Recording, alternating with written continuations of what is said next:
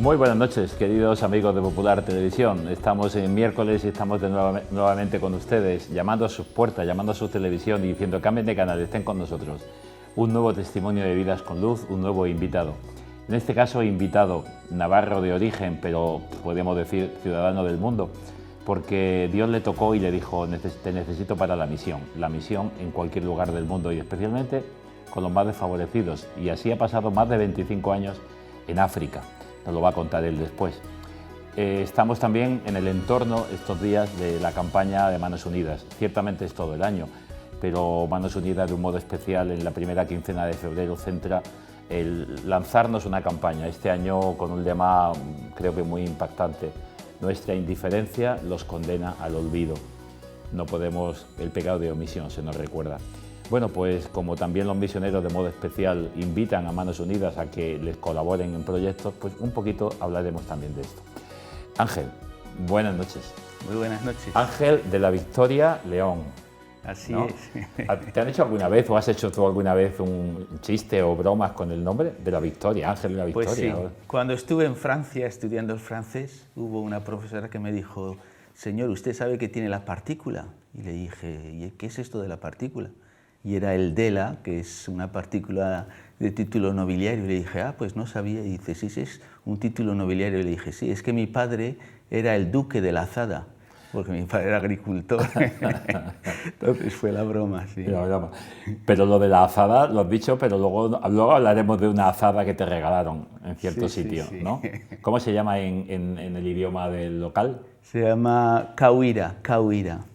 Bueno, pues luego nos hablas de esa azada, que creo que es curioso. Te lo regalaron en un sitio especial. Muy bien, Ángel. Navarro, he dicho, ¿no? De la Ribera Navarra, el sur de Navarra. Un pueblecito que también es un pueblo precioso, por lo menos el nombre es una maravilla. Sí, se llama Milagro.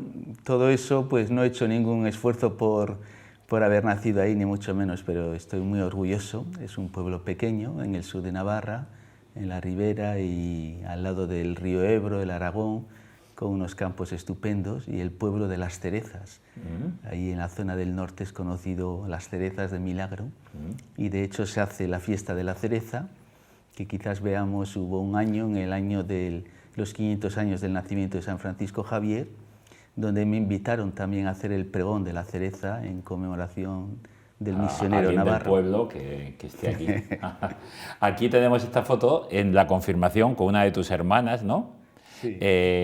Tú eres el pequeño de 5. Soy el pequeño de 5, ella Mari Carmen es la mayor y yo el pequeño, y entre medio hay otros 3, y el de la derecha es mi cuñado José Luis.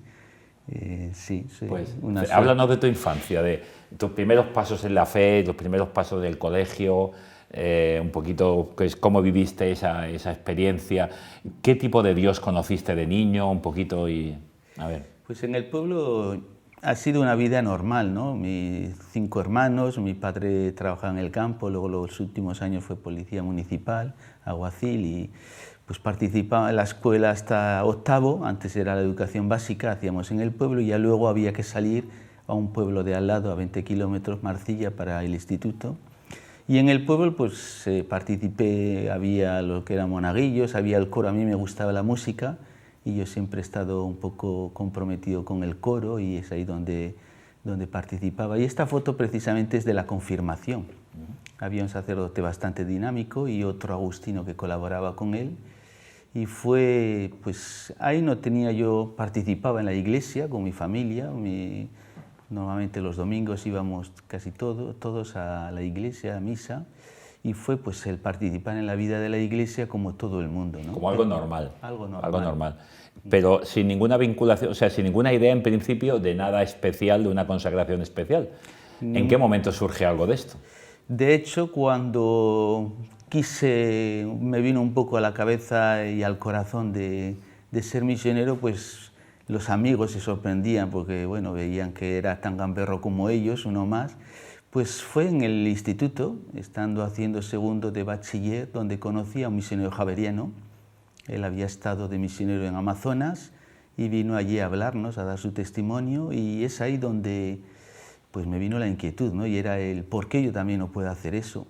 Quizás pensándolo desde ahora era un poco pues la vida exótica, estas culturas, estas realidades distintas, pero bueno, ahí es donde yo veo que Dios me tocó y empezamos la comunicación, el contacto, y es ahí donde tuve la posibilidad de ir a acabar el tercero de bachiller y COU en Pamplona, que teníamos una casa, que ahora ya no tenemos, pero para una especie de seminario menor. Entonces fue allí donde ya con otros jóvenes del País Vasco, de Navarra, discerniendo, fue un tiempo de discernimiento, sí, sí.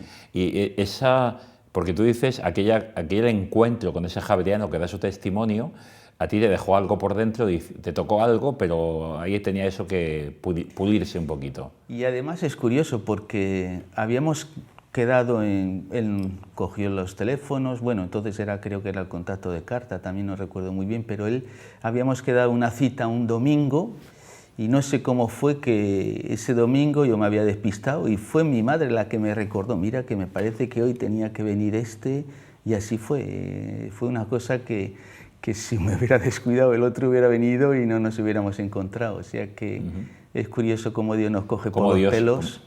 Es verdad, Dios tiene sus planes con nosotros. Nosotros a veces nos queremos escapar y ahí está. En ese caso tu madre o este encuentro en el bachillerato, cualquier cosa.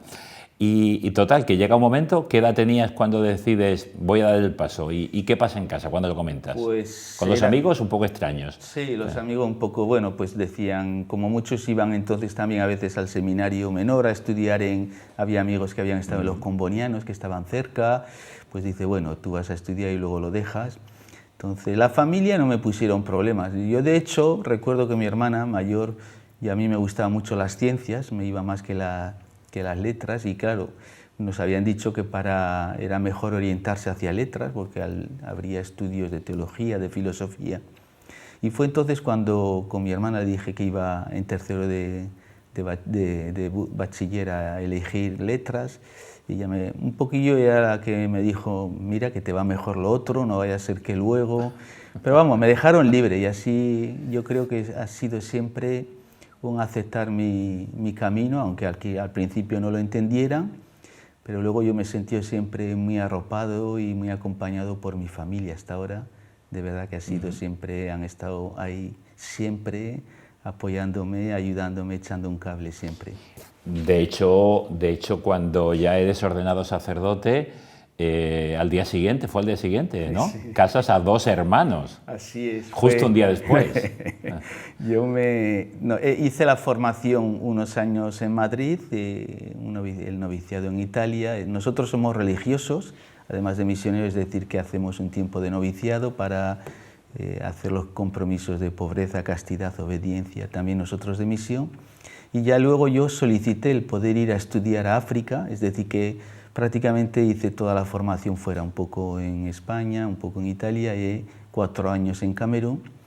Allí hice el diaconado, que es la foto que antes veíamos, y después del diaconado, normalmente nosotros para la ordenación se intenta hacerlo con la familia en el pueblo. Entonces yo ya allí, más o menos unos meses antes, o un año quizás antes, pues escribí a la familia diciendo más o menos serán en el verano que voy de vacaciones y ahí que haría la ordenación. Entonces ellos también, había 2 hermanos, los que quedaban, la hermana y el hermano antes que yo, que tenían novios y novias. Para que fueras tú el celebrante. Y bueno, pues dijeron, pues lo combinamos todo. Entonces el viernes fue la ordenación, 25 de agosto, y el sábado 26 fue la primera misa, que la hice alrededor celebrando la boda de los hermanos. Sí. Yo tengo algo parecido, no fue al día siguiente, pero sí en 8 meses. En 8 meses de mi ordenación pasó la boda de un hermano y luego la de otro hermano. O sea que también, y la verdad es emocionante, es curioso y es emocionante. Entonces, bueno, tu recorrido misionero javeriano. Para un navarro, el nombre de Javier es muy significativo. Claro. ¿Tuvo algo que ver el ser de la tierra o simplemente fue porque llegaron ellos y llegó este misionero y ahí fue? O sea, ¿tú qué crees? Pues fíjate que nunca había oído yo hablar de ellos, y de hecho en el pueblo, te decía, había un sacerdote diocesano y había agustinos, misioneros agustinos, que ellos siguen estando en el pueblo donde yo hice el instituto.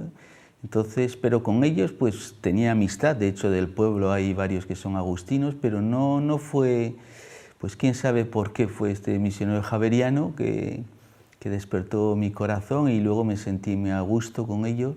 Es verdad que Javier en Navarra pues dice mucho, ¿no? Yo he participado en varias javeriadas desde el pueblo, son 90 kilómetros 2 días, de Pamplona también andando un par de veces, y Javier en Navarra pues mueve mucha gente y toca los corazones. Y yo lo conocía menos, luego pues sí que lo he descubierto más, leyendo sus cartas, leyendo libros, sobre todo en el 5º centenario de su nacimiento, y también por lo que significa para nosotros los misioneros javerianos, porque nuestro fundador puso ese nombre identificándose a Javier porque quería que fuéramos misioneros para China. Como Javier, su sueño fue llegar a China, que es allí donde murió. Quedó en la isla de Guap, en las puertas de China. Exactamente. Entonces, y después, pues los primeros misioneros, desde 1900 más o menos hasta 1950, iban a China, pero yo he sido misionero javeriano en África. Y ha sido, bueno, de Javier, para mí Javier como pueblo, ciudad, y el castillo de Javier me encanta, he ido varias veces, me encanta y quiero ir con universitarios este año para cerrar a Javier y a Loyola, para cerrar el año de San Ignacio. Y este verano estuve una semana en Leire. Y me fui de Leire a Javier andando para hacer también un poquito el camino, que tampoco está tan lejos, creo que son 10 o 12 kilómetros. Precioso. Vamos a ver, recorrido, y ya me cuentas un poco como tú quieras, extiéndete. Vas a Camerún, a Yaoundé, y ahí dices, me formo durante 4 años, tal. Luego, como diácono, el tiempo de diaconado también pides y volver. Pedí no, ahí no se pide nada. Me ofrecieron ir al Chad. El Chad. El Chad es sabana. Más clima continental. Camerún es húmedo y es calor. Después vuelves a España. Concretamente pasas 6 años en Murcia. En 6 años, sí. Después vuelves al Chad. Después a Camerún otra vez. Y ahora llevas 2 meses o 3 meses en Murcia de nuevo. Casi un año, bueno, sí, un año. Exactamente, el último año. Pues bueno, cuéntanos toda esta peripecia y a ver cómo lo has vivido, porque no ha sido fácil. Ciertamente, como tú dices, siempre hay alguna palabra, que es la que hemos escuchado también en un texto de la liturgia hace unos domingos, cuando Isaías le dice al Señor, esa pregunta, ¿a quién mandaré? ¿A quién iré? Y dice, Señor, aquí estoy, mándame. Esa palabra a ti te ha llamado varias veces y ha dicho, aquí estoy.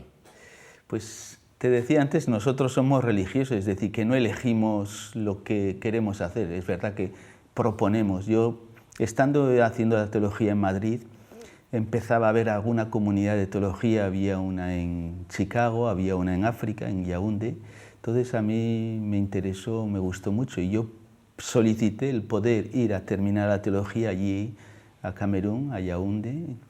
Pues era un modo de seguir estudiando, pero al mismo tiempo, siendo joven, entrar en esta cultura de África, conocer esa realidad, y me lo concedieron. Es decir, que es, digamos, de las pocas cosas que yo he pedido, exactamente, porque ya luego los distintos destinos, pues no los pedí también al terminar la teología. Yo me sentía joven, entonces pedí de continuar como diácono 2 años. Al principio me habían destinado al Congo, y unos meses antes de que terminara, pues en Chad había habido unos compañeros que habían enfermado, se necesitaba alguno y me pidieron si estaba disponible de ir a Chad. Entonces les dije que pues me era por igual un país u otro. Es cierto que en Chad había estado durante las vacaciones del verano, un verano allí, y me volví con un poquito de amargura en el corazón, porque era la estación de lluvias, y en la estación de lluvias ahí hay muy poca actividad a nivel de evangelización, pues la gente está trabajando en el campo. Entonces yo me volví un poquillo diciendo, pues esto no es lo que me gusta, pero claro, yo no conocía. Y es allí donde me dijeron que me habían destinado. Y dije, pues bueno, pues si vosotros veis, allí voy.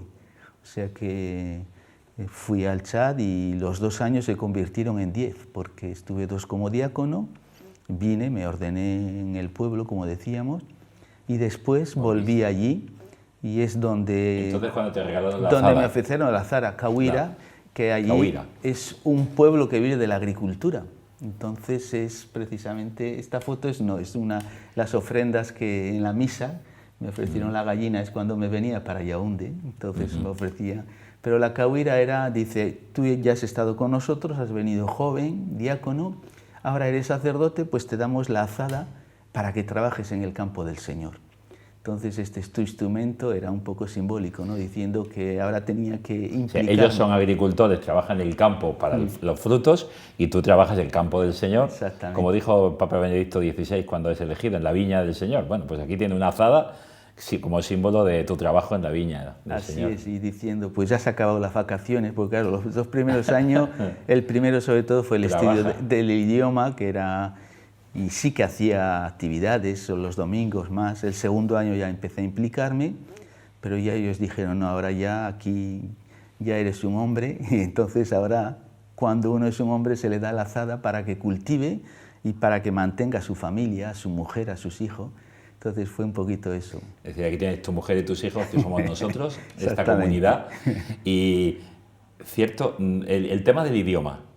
El tema del idioma, a ver, porque estos países, bueno, en algunas ciudades capitales te puedes entender en inglés o en francés, según de dónde procedan, porque es el país que más ha estado cercano, pero con la gente no. Con la gente, sobre todo del pueblo, tienes que hablar su lenguaje, su lengua. Sí. Yo cuando llegué a Yaoundé me sorprendió, Yaoundé es una ciudad un poco cosmopolita, como la mayoría de las ciudades africanas, con mucho éxodo rural que ha venido a la ciudad. Y entonces, al haber muchísimas etnias distintas, sí que utilizan el francés. Y aparte que Camerún es un país más avanzado que el Chad, donde el nivel de educación es muy alto, y todo el mundo habla el francés. De alguna persona adulta no lo hablaba. De hecho, nuestra parroquia, que era un barrio periférico, se hacía la misa en Ewondo, que es el idioma local, el domingo a la mañana y 2 días a la semana, pero el resto era todo en francés. Y uno no sentía la necesidad del idioma local, aparte que no teníamos tiempo porque tenía que estudiar teología y otras actividades. En cambio, en Chad el nivel de alfabetización es muy bajo. Allí, además, nosotros vivíamos en zona rural, donde allí ibas a los pueblos y te encontrabas con ninguno que podía traducirte el francés, o algún joven, pero que te traducía como a él le parecía. Yo recuerdo que cuando ya iba conociendo, había un compañero un poco más mayor que yo que tenía dificultad con el idioma y yo le oía cuando él hacía la homilía en francés y le traducían, conforme iba conociendo le decía, uy, lo que tú has dicho no es eso lo que han traducido, pero bueno, claro, la traducción simultánea es difícil. Y allí sí que me metí de lleno, 8 meses, prácticamente no había muchas cosas, algún silabario, diccionario hecho por los compañeros, pero yo veo que se aprende sobre todo, para mí, mis maestros fueron los niños. Los niños. Porque los niños no sabían nada de francés y con ellos horas hablando y escuchando y fueron mis grandes maestros. Y luego para mí en Italia fueron 2 años que pasé y los niños fueron los que me hicieron aprender italiano. Sí, sí, sí. Porque un adulto más o menos te entiende y no te corrige por respeto humano. Pero un niño, a mí me decían así, en italiano, eres tonto, no sabes hablar. Y digo, responderme, dice, cuando preguntes bien.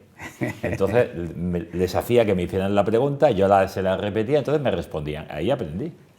Los niños y luego también los mayores. A mí me ha gustado siempre acercarme a las personas mayores y con los mayores he utilizado mucho los refranes, los proverbios, porque además me gustaba buscar cada semana algún proverbio que dijera unas palabras en relación con el Evangelio del domingo.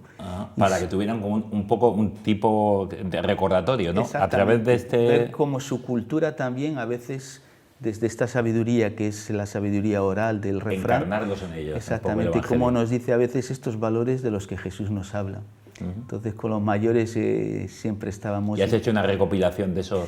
Pues porque sí. Estaría bien un librito, ¿no? Referir Evangelio con una frasecita, con un proverbio. Eso no lo he hecho, pero sí que hemos hecho un libro de proverbios, de cuentos, de Binet, como se dice, las adivinanzas.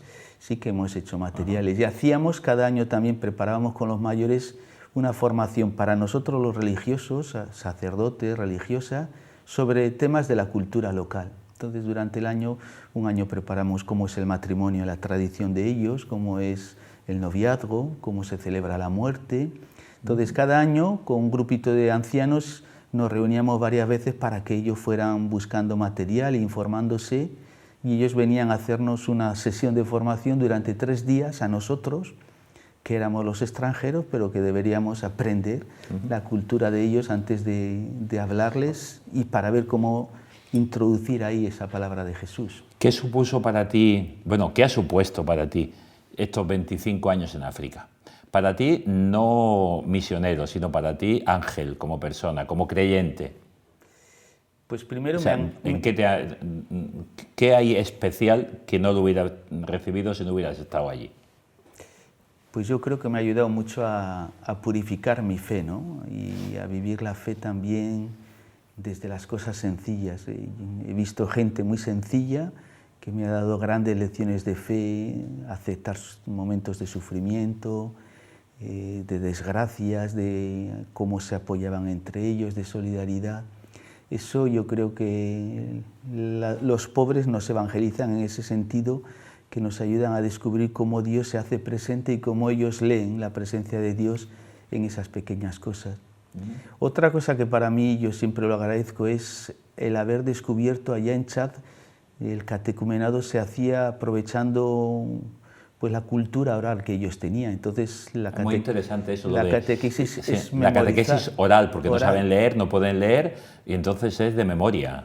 Y yo he pasado días y tardes con ellos, pues yo iba también, me sentaba debajo del árbol, porque ahí hace mucha calor, y a aprender el Evangelio. Entonces a disfrutar de la palabra de Dios, ¿no? A conocer el Evangelio, a amarlo, y eso me ha ayudado a mí también mucho. De hecho, cuando tuve oportunidad en Yaoundé, pues profundicé un poquito más, hice un máster en Biblia, pero que no había tenido nunca ocasión de hacer.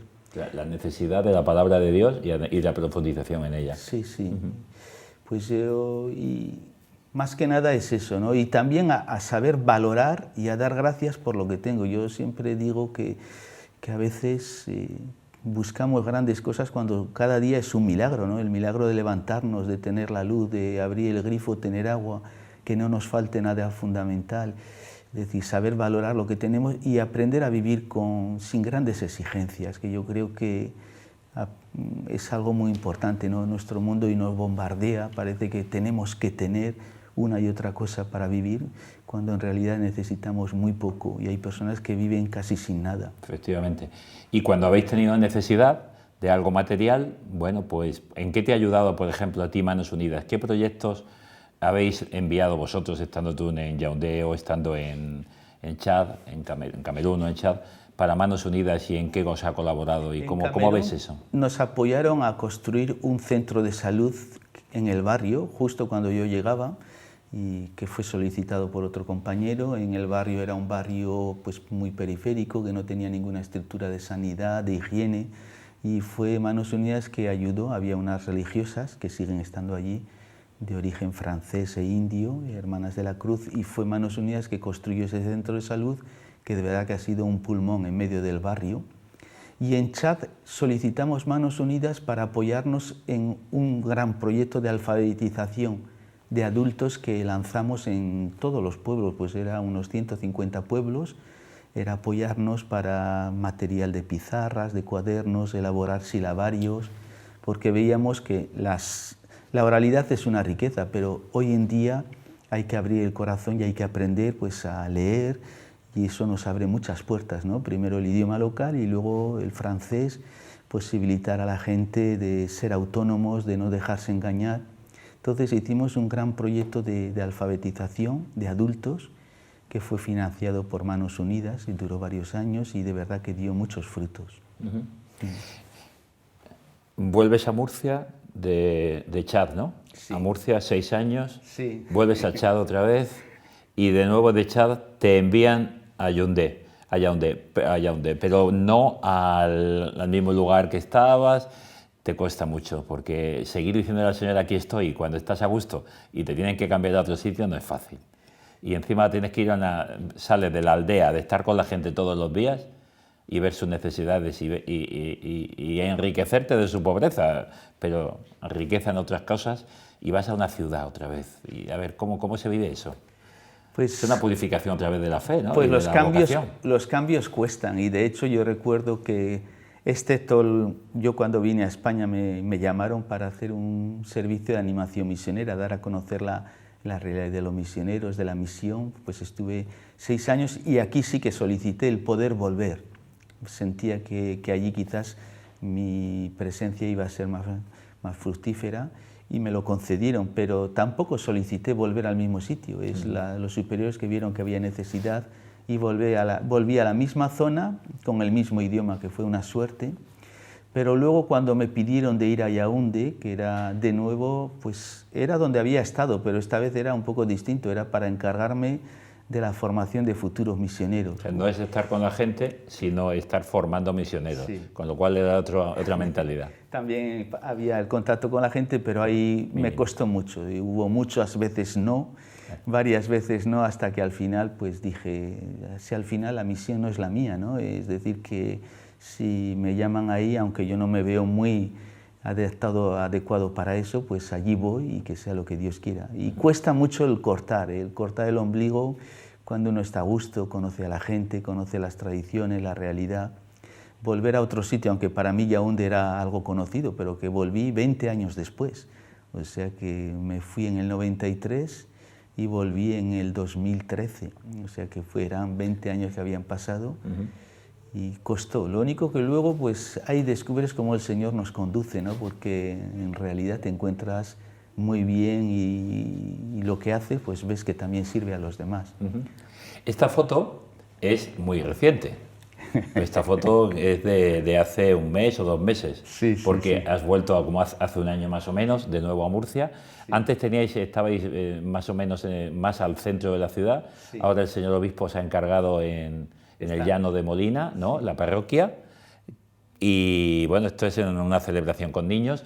¿Cómo hace la animación misionera? ¿Qué hacéis desde aquí vosotros en la parroquia? ¿Cómo hacéis? ¿Y qué te supone estar en una ciudad con todas las comodidades?